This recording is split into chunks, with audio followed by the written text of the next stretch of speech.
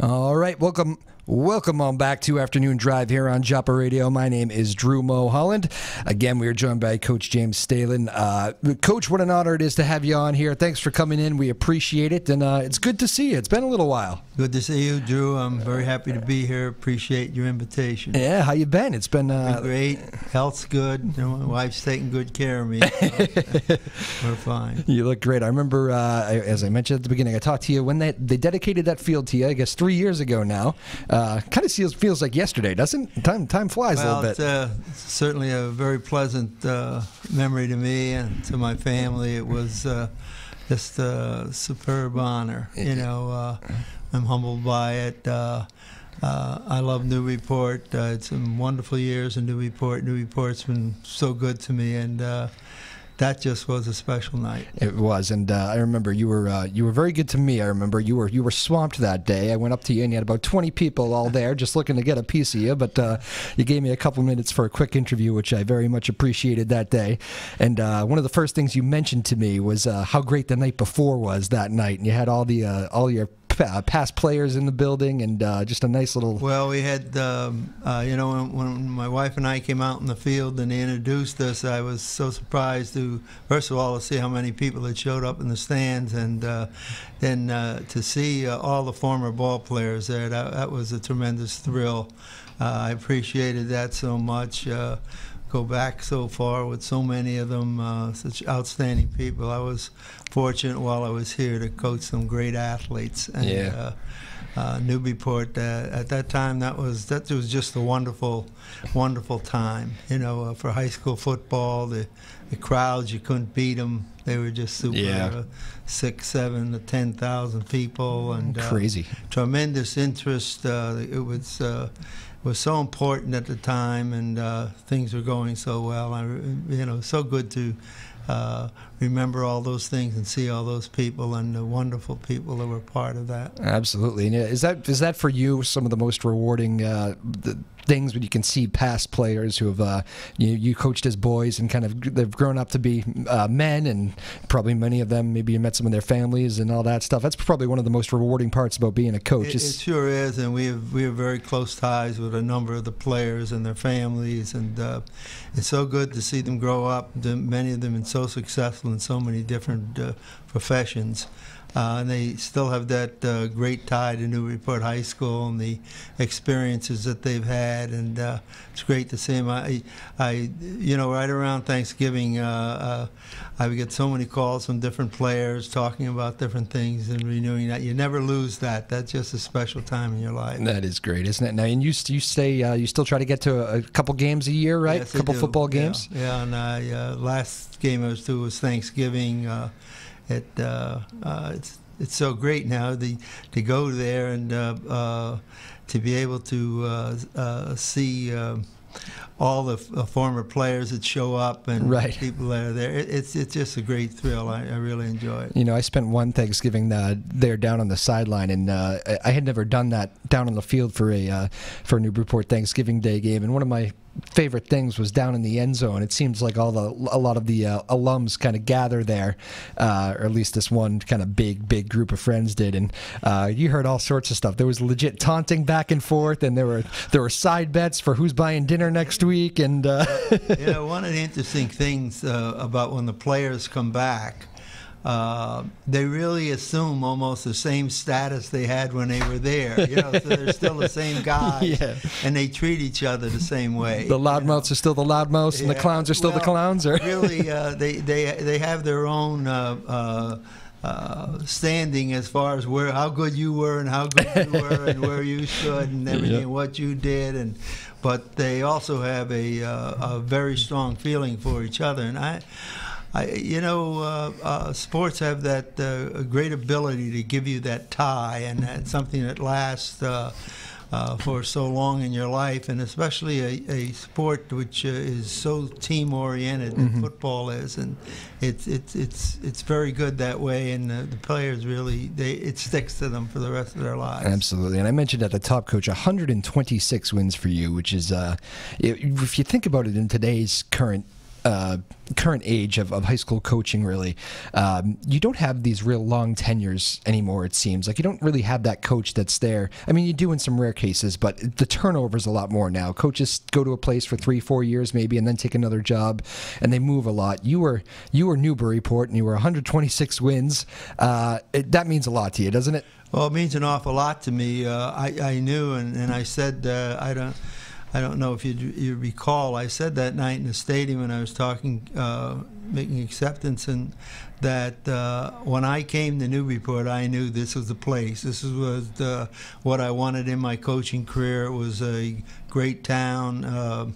It was just perfect for my wife and my family and everybody, and we became so much a part of it. I never really wanted to leave it. I knew my career was going to be here, and fortunately, it worked out all right. You know, things went well. Absolutely. And what was your final season? My final football season was 83. 83. It was my 20th season. And I continued as the athletic director right through 94. Okay. I finished in 94. So I had 30 complete years here. You know, you see that a lot with, in fact, the high school that I went to, the Danvers High, the football coach ended up giving up the football coaching duties, remained athletic director for a few years, and it seems to be kind of a common story. Is that a matter of just too much on the plate, and you have to be fair to the other sports? And that's well, I think in a way. It became that for me. I had been the athletic director since the early 70s, and it overlapped my coaching stint right up until 83. But by 83, the high school sports world expanded. Girls' sports came on very strong. They were given the opportunities to play the different sports, and it was getting very big. And I was a little concerned that whether or not I'd be able to devote as much time to football. And at the same time, I didn't want to take anything away from this, a job I had to do. So I think it curtailed my career a little. To be very honest with you, I had 20 years here. I certainly could have done 5 more, but you know, and everybody says, why didn't you? And I think, well, you know, hindsight's always great, but it was such a great time for me. Absolutely. But you know, we talk about those runs of 20 years. You just don't see too many of them anymore. And even at Newburyport, since you've left, there's been changes, and we have a new regime, and things seem to be solidified a little bit. You know, Eddie Gaudiano stayed for quite a while. In fact, Eddie was here quite a while, but yeah, that's true. Coach Gaudiano did. You see mostly around. They're very short things. When Doug Wood was coaching at Amesbury and Jackie Welch was at Ipswich, and Tom Flaherty was at Pentucket, they were long runs. You know? And Steve Hayden's having a nice run over at Pentucket now. He's been over there for quite a while. But otherwise, if you look at all the different high schools, it's not as much as it used to. But I think, as well as not only as coaches but teachers and everything, in my time, they came into community and stayed there for a while. Right. You know, they settled in the community, found a home, and raised their children here. Now, everything's a lot more mobile. Right. They're all over the place in some cases, and there's big opportunities for them, and that's what they want to take advantage of. Yeah, so the world has changed a little bit in that regard. I wonder, you mentioned some of those names of, and some of the, I'm sure you must, who was the coach that you thought you maybe had the best rivalry with, or, and maybe you loved him personally, but who was the coach that was? Well, the Amesbury rivalry it was just so big. You know, we were fortunate enough. I know when I came here, what makes the rivalry is the communities were so dedicated. Right. And basically, they both had 2 great stadiums. Yep. And that each stadium on Thanksgiving Day was a great place to be. The only place to be, really, right? And it's such a unbelievable rivalry. It's still a great rivalry today. So I think that rivalry stands out. It's just it's always going to be. It always was, and it always will be. Absolutely. When you think back of those Thanksgiving games, and you guys played some epic ones that, I mean, you can go back and read about them. I know they're all well documented, but yeah, you guys played just some great Thanksgiving Day games. Is there one that you always kind of look back on, or is there a time period where, you know, man, that was a good couple 4 years, 3-4 years of just battles? Yeah, well, there were some very good battles. I know when I first came here, one of the goals was, was that we could really get going in the Amesbury rivalry. We were a little behind. Yeah. And that's the game we had set our sights on and made some goals for. Once we more or less got it, we lost our first year in '64, but in '65 we come back, and then we had about a run of about 5 or 6 years, and we had some good runs at that time. But it was always a great rivalry. We had an unbelievable game in '74. They were undefeated, and we went over to Amesbury and more or less upset them. And but that was another great game. I remember. More or less. Part of me feels like you didn't feel that was an upset. Did you know you had that one? Well, the '66 game when we went over to Amesbury was special in a sense. They were going through some hard times, and we knew it. And the interesting story behind that is that we were going into the game 8-0, and they had quite a losing record. I don't know if they had won a game at that time, and there was so much emphasis on the past with the 99-6 game that went all the way back that they never forgot, and they knew this was the team, and we went over there, and we wanted to clinch the game because it meant the Class B title to us. Right. And fortunately, we did. It was just quite a difference in the team. They were really hurting at the time, and we just had maybe the best team was ever here. Yeah. You know, and a team that a lot of other teams are measured up to, the '66 state champion, undefeated. Yeah. And we went over there, and it was I think it was 42-0 at halftime, and everybody was screaming and hollering, just run it up as high as you can, get the 99. But we didn't. We let the first team play another series and just took them out and played the second teamers and some JVs and that the rest of the game. I didn't think. I thought that was the right thing to do. I wasn't looking for that, and I didn't want the team looking for it. We had a great season.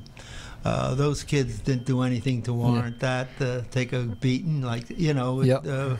So we were very happy the way we did it, but that's a very memorable game for me too. So I don't have to ask you how you feel about a 99-6 football score, because I think that's loud and clear how you. It was something that just happened. I didn't want it to always be dwelling on it. I didn't think we needed payback. You know, it's a game. It's a game among kids. They're 17, 18-year-old kids. Yeah. You know, they don't have to carry a burden for a long period of time. And I didn't want us to do that, and that's the way we handled it. Yeah, you know, I had Richie Eaton in here, who I know you know. Yeah. He's involved in. Rich is quite a guy. Great, he is. He's like the encyclopedia for Newburyport athletics. He is. And we had him in here one day, and we talked about that game, and the 99-6 game, and he said, you know, and Coach Stehlin had a chance to run it up years later on them, and he just looked at me and smiled and goes, but that's not his style. You know? And it's interesting to hear it in your words. A very classy gesture.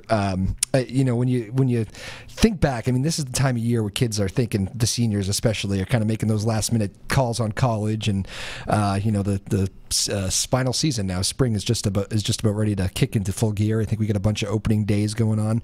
I wonder, you ever have a football player, or I guess since you were the AD, it could be any athlete really, but probably football, that has come up to you and really been a real talent, and just kind of pick your brain for advice and coach, help steer me in the right direction here? Well, over the years, we made a very strong effort to advise all of our staff, to advise our players. And when I first came here, I said as one of the goals, I said I really would like to see some of the youngsters use their talents and build up their academics and get an opportunity to go to college. So we worked very hard on those programs, and we made it very important that they did well in the classroom. Because if you don't have the academics, you weren't going there. And there were a lot of opportunities in those days as far as scholarships. And you may have to leave this area, which many of our young people did. They were going all over the East Coast, and yep. We had people go as far as Ottawa, Kansas. There's a great school out in Kansas, Ottawa, Kansas. In fact, Kevin Lucy is going to be honored at the Show Your Support banquet in 2 weeks. Kevin, who's went out to Ottawa, Kansas. He went out there. Jimmy Marcus went out there. Frank Marcus, Dave Wilbur, Carl Little. A lot of the athletes went out there. But we were trying to find different places for them. Kenny Ladd went to BC. Larry Russell went to Wake Forest. George Chasen went to Temple, and we were getting them into all the schools. That was probably some of the most satisfaction I had while I was here, was what we were able to do with some people to get them an opportunity. That is great. To go places. And I think that's very much a part of it. I know I had spent 6 years before I came here at Natick High School. It's a great high school, great athletic program, great tradition. And they had worked so hard with their athletes. And when I came here, I wanted that to be our way of doing things too, and it worked out real well for us over the years. Absolutely. I wonder that in those, did you kind of know in those final years, was it tough to pick the right spot to say, you know what, it's time to pass the baton to the next coach? Or it was very difficult. First of all, there were certain things I had to consider. As I mentioned before, I was a little concerned if I was taking on too much of a job with all that had to be done with AD and still be the football coach in that. Secondly, my son was in college, just starting college. My daughter, she was coming up in college. I was worrying about them being in college, and I said, you know, maybe it's time. I've had such a good run. Maybe it's time to think I could step back a little and have more time for them and their college, and actually do things. And I'll tell you, it was hard. Yeah. It's one of the hardest things I've ever done. And you know, just think of it. When do you give up something you enjoy so much? Yeah. I just thoroughly enjoyed it. Even till the final day, it never became a drag for you in any way. It never came. I enjoyed. I enjoyed walking into Newburyport High School, and I certainly enjoyed being the coach of the Clippers. You still smile as you say that. The legendary Coach James Stehlin joining us here on Afternoon Drive. Coach, we have the game has changed quite a bit even in the last 5 years, when it not even at the high school level, but even at the pro level, and it probably changes every 5 years. I'm sure when you were coaching, you saw drastic changes in different chapters. I wonder what is your thoughts on the state of the game of football with everything that's going on, the concussions, the good form tackling, and trying to take head injuries out of the game. I mean, everybody's just so more educated now. There's got to be drills looking back on that. Were you guys? You weren't aware of that, right? There was the bell rung sort of thing, and we weren't aware of it. But I don't think, to be perfectly honest with you, there were as many hits in those days around the head area and shoulder area. Yeah. Most of the teaching techniques were hit with your shoulder and wrap around in the stomach area and so forth, or from the side and that. When did we lose that? Well, it started to. I think it started to change as the size of the players became bigger. Yeah. As the size of the players became bigger, you know, in the 70s and 80s and right up to now, where they're so big, especially in the pros and everything else, as they became bigger, and you know, everything became bigger, faster, stronger. Right. Everybody started to change a technique where it was more or less hitting up around the chest area and higher. And unfortunately, one of the things that I feel has been a big changer is the helmet itself. As a weapon? The helmet is so, let's say, it's constructed so well now, it's almost like a weapon. Yeah. And if you in any way use that, coming up high with the crown of the helmet, or hitting from the shoulders up, it's very easy to get into the neck and head area. And I think that's what's basically happening a lot. I know they're trying now a lot to get back into different types of form tackling. Right. And they're going to have to do something with it because they can't continue to have these amount of contact. Head and shoulder contacts up above the shoulder as they have been having recently. Do you worry about the game if these changes are not made? Well, if the changes aren't made, I think you're going to find out that people are going to question whether am I doing the right thing. I'd hate to see something like that happen because it's such a wonderful game. Yeah. And everything has got to be done to make it as safe as it possibly can. Yep. You know, and I think the techniques that have to be taught as far as the tackling itself and to staying away from. I like, to be honest with you, some of these rules, if you have to do it the hard way, as far as these head-on-head hits, maybe to get them out of the game. Yeah. If they can stop it in that way, and any type of spearing or anything, they've just got to stop it. So it's better off, but. It's hard. It's hard to not only to stop it in football. It's hard to stop it in all the sports. It's such a fast game too. Yeah, People you don't realize until you're down on field level how fast these players are. How fast the game is, and the fields are faster now. Yeah. The field up to high school is a lot faster than the one we played on. So. Yeah, that beautiful artificial turf there you guys got. What was your feeling on that? I mean, I know you love the field. It's beautiful in every way. I think it has to be done for the amount of use that so many people need to use it. Yeah. For how long it will last, it has to be done. You know, ideally, everybody would like to have the nicest lawn in the world. You like the old, that. There's nothing like natural grass, but that is a good field. It provides an awful lot as far as playing. You don't have to worry about weather anywhere near as much as you did, and repair of it as much as you did. Marking, you know, the markings are always great and everything. It's fast.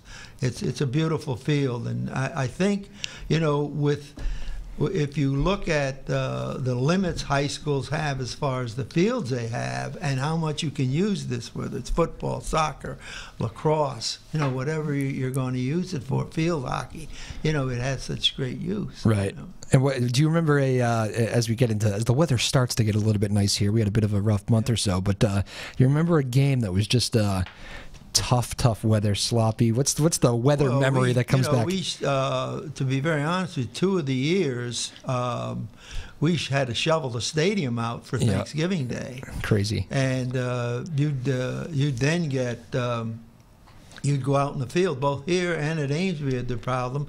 You'd go out in the field on Thanksgiving morning, and you go out about somewhere between 9 and 9:30 to warm up.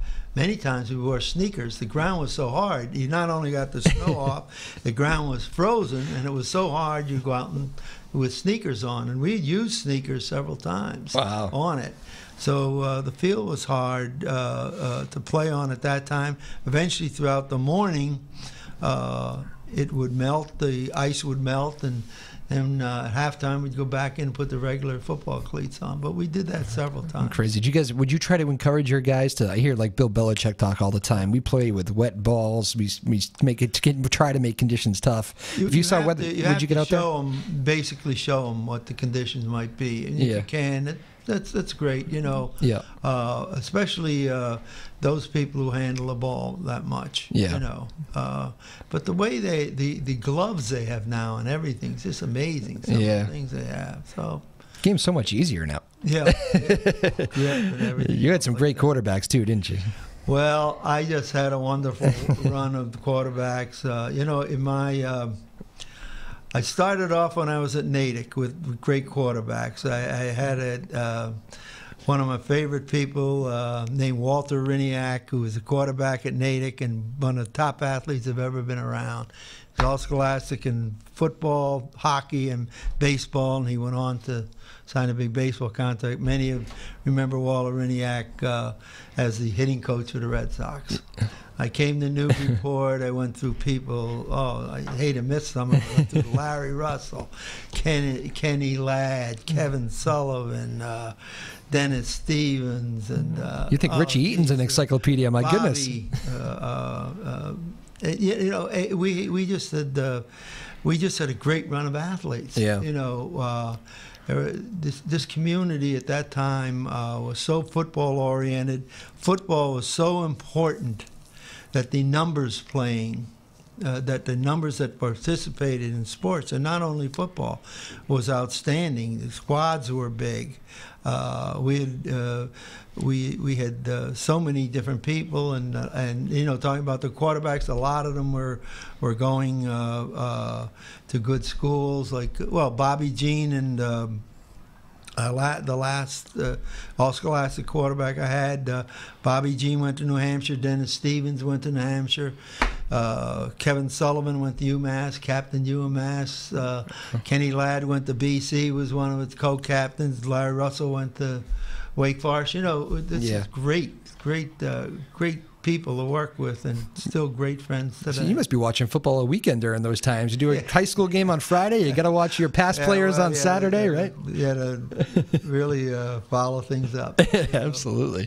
We're joined here by Coach James Stehlin, legendary Newburyport football coach. Let's do this. We'll take our first break right here as the show is quickly flying along. So got to sneak a little break in. We'll do that right now. Much more with Coach Stehlin when we get back. My name is Drew Moholland. It is Afternoon Drive on WJOP Radio. All right, welcome on back to Afternoon Drive here on WJOP Radio. My name is Drew Moholland. Thank you for joining us here on what is turning out to be a lovely little Thursday afternoon in Newburyport. Last show of the week. And I guess I'll preemptively wish you all a nice weekend since tomorrow's Friday. We're almost there. We are joined by the legendary former Newburyport football coach, athletic director, Coach James Stehlin, who is nice enough to spend some time with us here this afternoon and kind of going back on some old stories, Coach, some new stories. And although with the weather getting nice, I'm wondering, what are your plans for the spring and summer here? Oh, I just want to get warm. Tough winter, wasn't it?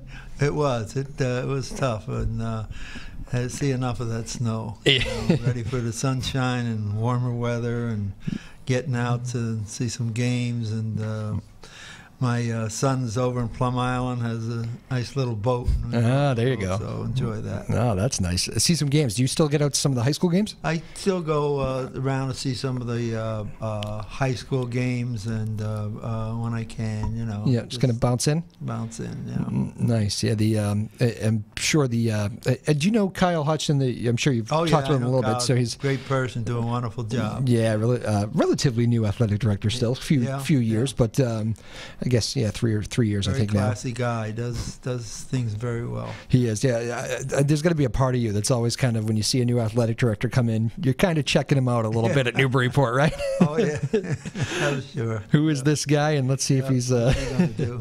Yeah, he's done a great job though, and he's very good to the show here as well. And he's had some good programs here. A lot of teams making some deep runs in state tournaments, and that's good. Yeah, so I know it's always good for the town. When those sports teams make runs like that, you really do feel it in the city, don't you? It's the community coming together. I think the secret is that the city appreciating things, and this has always been a city which has loved sports. And if you go back in its history, I know even before I came here, there's such a strong feeling towards that high school.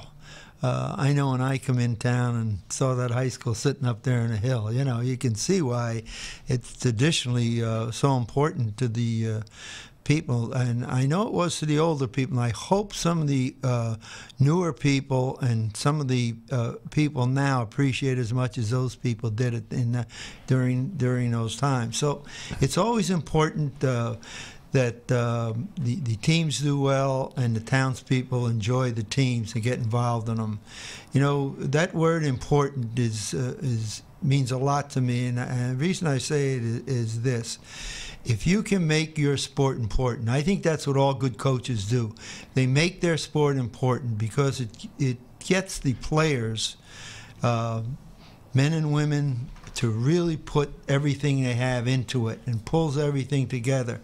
And for young people, they'll do something that's really important. They can get behind that, you know. And you've got to make them, show them why it's worthwhile and what are the benefits from it, and make it important. You're going to have people playing for you. Absolutely. And when you think about you know, maybe teams that you had that weren't the most talented. Maybe you had a down year. Every high school has them. Is there a team that maybe didn't make all the headlines as far as winning championships that, you know what, at the end of the season you looked back and said, I am really proud of that group, that they came here and fought every day? Well, I'll tell you about two teams that I had. When I first came here, we felt that we probably, to put our program in, what we were going to do is we were going to keep the groups together as far as all the freshmen together. We'd keep all the sophomores, and we kept the sophomores together. That sophomore team eventually became the 66 state champion. But basically, what we wanted to do was to keep them together. Now, first group we've had, we had a real tough season. I think we lost 7 games. We only won 1 game, and we tied a game. But we tied Swampscott, which was the perennial leader at the time. So we knew at the end of the season things were going good. I felt very bad for that team because I wasn't there long enough. I wasn't with them long enough. Our staff wasn't with them long enough. They were some fine football players on there, you know, that really worked so hard, but we just couldn't make things click. Yeah. You know, Mike Doyle used to own the park lunch. Mike was a great player in that. Ricky Page, former firemen and great. They were all great players on that. We couldn't do anything like that. The next year, everything just exploded. We went 8-1, won the first Northeastern Conference, and following year in undefeated. We had a great run for about 6 or 7 more years, and then what happened is that Triton Regional School opened. Oh. Now we were having students from Newbury, Salisbury, and Raleigh that were coming into Newburyport. So we actually lost almost our entire program. Wow. of those people. We had some... and what year was that again? What year was that again? That was right around 70 and 71. Wow, okay. 71 was the first real season. So what we ended up with was about half of our team, and the rest went to Triton. They all played at Triton. And that was another difficult thing to build through. Wow. We had to take that because we ended up, I think, that year, and I think we ended up with our 4th quarterback playing. We had so many injuries. Wow. And we had so many young people that were playing. I think we started 3 or 4 sophomores on Thanksgiving, and it just was a completely rebuilding program. So for our staff, we had 2 rebuilding years, and 64 and 71 probably have the poorest schedules of the time I coached. But they are 2 of the most important teams to me because we had to work through so much to get things started. And you know, once we got through 64, and everything started to happen, and we never thought there'd be a 71 because we never could foresee that Triton would open and just split us in half like that. So that was those were the two toughest times in our program, and I always felt very concerned about those people and really very sorry for them that they didn't have more of a team to work with than they did, and those were two hard times. But we got through both of them. 72, we bounced right back. We got back to a winning season. We did well, but I thought of those a lot. Yeah, and those. There were 3 state championships, there were 8 league championships, but those two are just important to me. Yeah, when you're going through those rebuilding years, how important is it to have? And you probably even remember some of the names. It seems like you're great with remembering the names, but how important is it to have some of that senior leadership on those teams where it is a young team, it is a rebuilding year, the wins aren't coming, but you really maybe got to look to your seniors to kind of. Coaches can't always do it, can't always keep the heads up. Sometimes it takes a senior leader to step up in a locker room. When I first came here, I said we had people like Mike Doyle and Ricky Page, and people who Ronnie Fox and people like that who work so hard, to get this going and sustain. One of the outstanding athletes we had in that team is a guy named Paul Shepard, who was not only an outstanding football player, an outstanding basketball player. And all those people worked hard, but we were putting in a brand new system, and we just couldn't get it really going. And I'll tell you, that was a tough Northeastern Conference. At that time, Andover was in the Northeastern Conference. Yeah. And Swampscott was at its height. Winthrop was excellent. They were big schools, but we eventually got it going. When we made the split with Triton, that eventually was more or less the sign that we had to get out of Northeast Conference. Numbers wise, split our school in half. We'd have to get in, and then there were sitting right there were the rivalries with Pentucket and Ipswich. That we could pick up right away, and we already had the Amesbury rival, and Amesbury left before us, and they went into it. So we were getting ready for all those when. With that last year, one of my favorite people that ever played for me was the John Bear Courier in 1970. And John hurt his leg in the second game, was out basically out for the year. He was one of the captains. We lost him, and a great friend of mine. Fortunately, passed away early in life. And we had people like himself, Kelsey, and people who really worked so hard. To Kevin Doyle, who was a sports writer for so many years with the Daily News, and they worked very hard.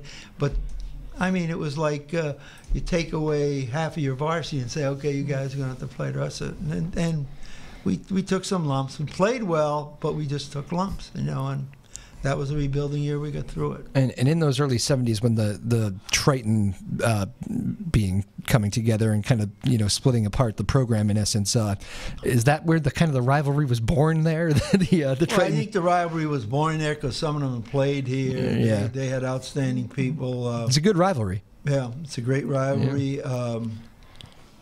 If I recall, there were 6 or 7 of the people that started for them would have started for us that year. So I'm sure you thought about that a lot. Yeah, but I'll tell you one thing, and this is one of the things I'm very proud of. I'll tell you this. The year before we split with Triton, I had some people come up to me and ask me, well, why don't you won't have those kids next year? Forget them. Don't even play them. I said, that's not fair to them. They didn't open up Triton. Yeah. They're here at Newburyport. If they're here at Newburyport, they're going to play. And we played them. And there were some good football players that we played. And they went on to have good careers at Triton. But I think it was one of the toughest times that we actually went through. 70 was tougher than going through when we first came here. Yeah. because when we first came here, that they were the people that were supposed to be here. We just had to train them the way we wanted to train them or play our type of football. But they weren't really lacking in physical ability. Some of those guys had physical ability too. Yeah. And we had some really close games. But in 71, we were hurt. Yeah. You know, they were just not. We did just not have enough depth and enough players, and sometimes under those situations too, injuries just come really quickly. And like I said, we played our fourth quarter. Yeah, You know, it's unbelievable. So it was one of those years. Again, Coach James Stehlin joining us here on Afternoon Drive. A couple bigger bigger picture questions, Coach. More of a general sense. I wonder, what was your philosophy on cuts and cutting players when you had? I mean, you had some huge numbers turn out for football. I know over the years. We were fortunate; we never had a cut. That's great about football, isn't it? It was great. Well, what we had, we had 3 teams. We had our freshman team, and when I first came here, what I was very appreciative of was, first of all, how well the community accepted the sport, how much they wanted it. How well the administration, as far as budgetary items. And I had the greatest guy in the world as an AD named Buddy Knox. He was the world's greatest, one of the greatest persons I've ever been around. He was very good to me. He basically, just broke me into everything. So when we came here, we knew what we would basically have to do. Yeah.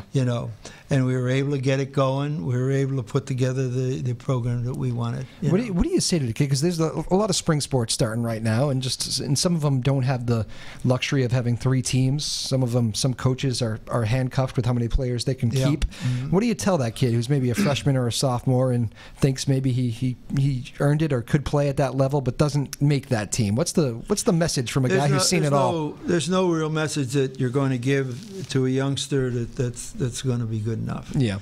The greatest reward in the world, I think, is making a team in that sense. And for him, and to take that away from him or her, is very difficult. I just think it's a hard thing to do. Like I said before, we were very fortunate because we didn't have to cut. We were getting as many as 40 freshmen to play. Yeah. Then we'd have another 28, 30 sophomores, maybe on the JV team. We'd just play sophomores.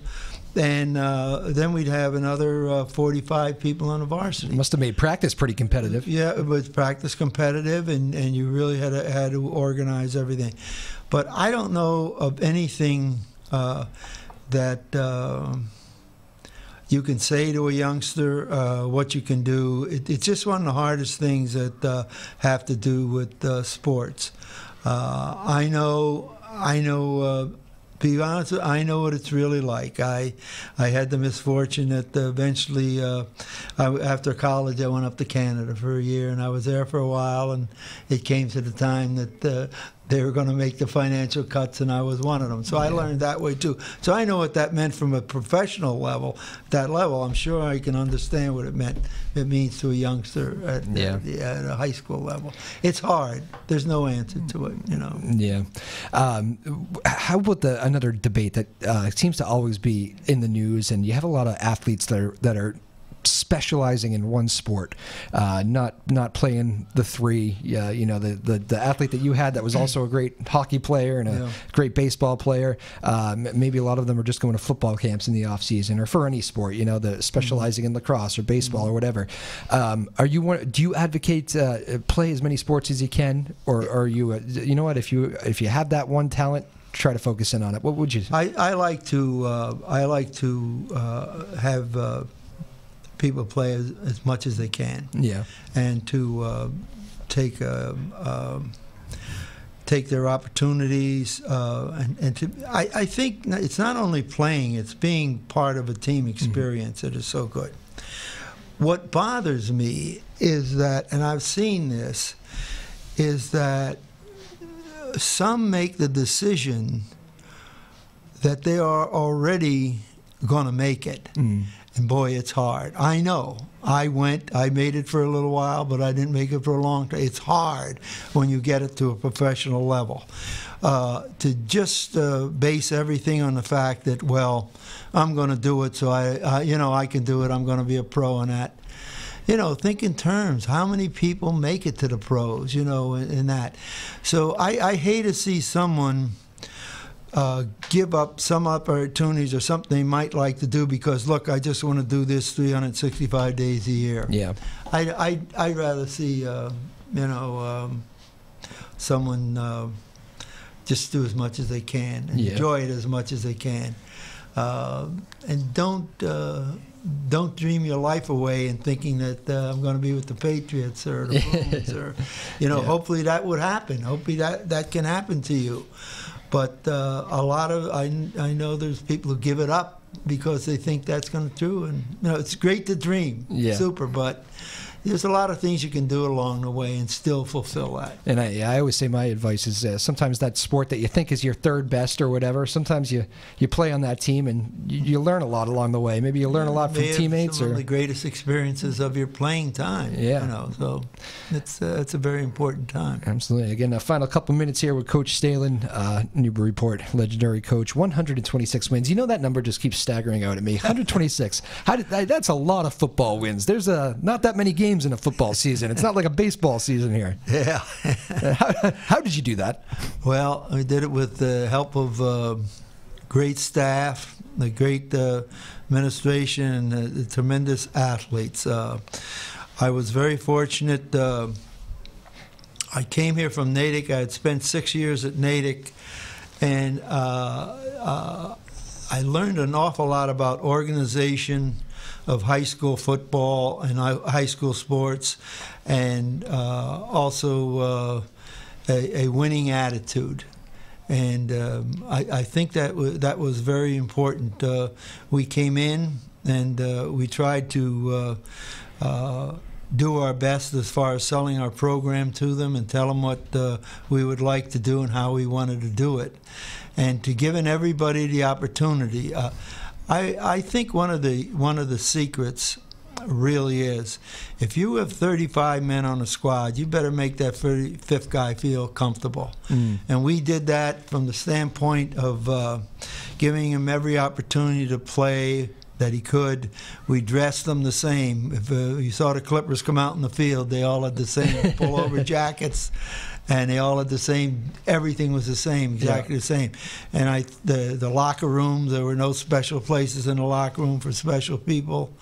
And don't create a situation where there's the haves and the have-nots. And I think if you create that kind of team atmosphere, nobody bigger than the team, right? Yeah, it'll work out. I wonder every time you drive by that high school field over there, you get a little smile on your face knowing it's your name up there. That's got to be a pretty surreal thing. Well, it is a pretty surreal thing. I think the first time I saw the field, but the first time I saw the sign, and then the first time I actually saw that plaque and stone monument, I kept thinking of what my father would have thought, for the Stehlin family has his name up there, and how much it meant. And I really kept thinking about how many people put me there. Yeah. And an awful lot of people put me there that I'm thankful for. An awful lot of people saying hello on that Thanksgiving Day, too. Let me tell you, you're a tough man to even get to with the crowds around you.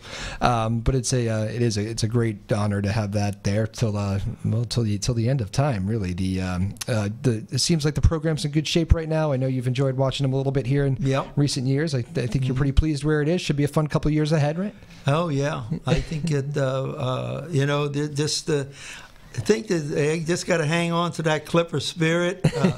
When you look at the facilities they have now, I look at the stadium, the new track. You're wondering why you didn't have that. And all the different things, the new baseball fields, and really things are in great shape as far as the hopefully for the Newburyport people. And that's why I'm looking forward to in 2 weeks to going to the Show Your Support group. I thought they did a great job last year, and what they're doing with the city parks and the athletic fields, and honoring the coaches that they'll be honoring. I know that Kevin Lucy and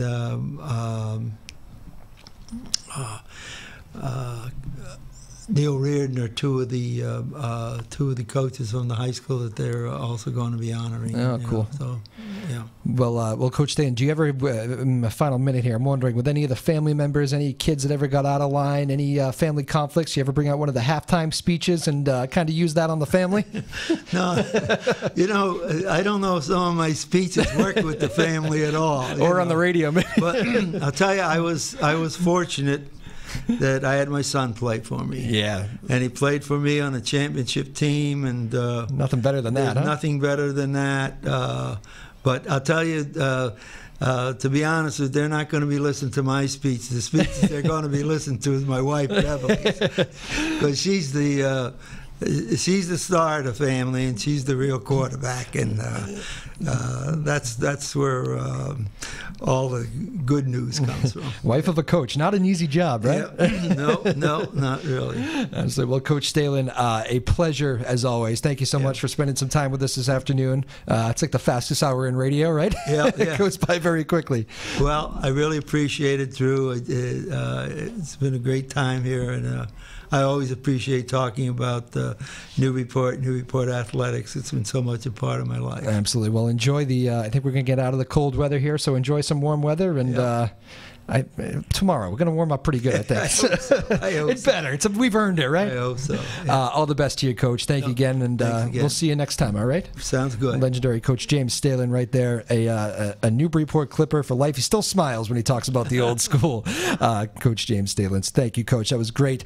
Big thanks to Elias Campanella Garcia, producer on the radio side, doing a great job as always. David Kramer on the TV side. To everybody watching at home and on the stream, YouTube stream, thank you all for the support. We really appreciate it. My name is Drew Moholland. This has been Afternoon Drive on Joppa Radio. That's it for the week, folks. Have a great weekend. Be safe. We'll see you next Tuesday with another great guest, all right? Be good. We'll see you out there again. Afternoon Drive on Joppa Radio. We'll see you next week.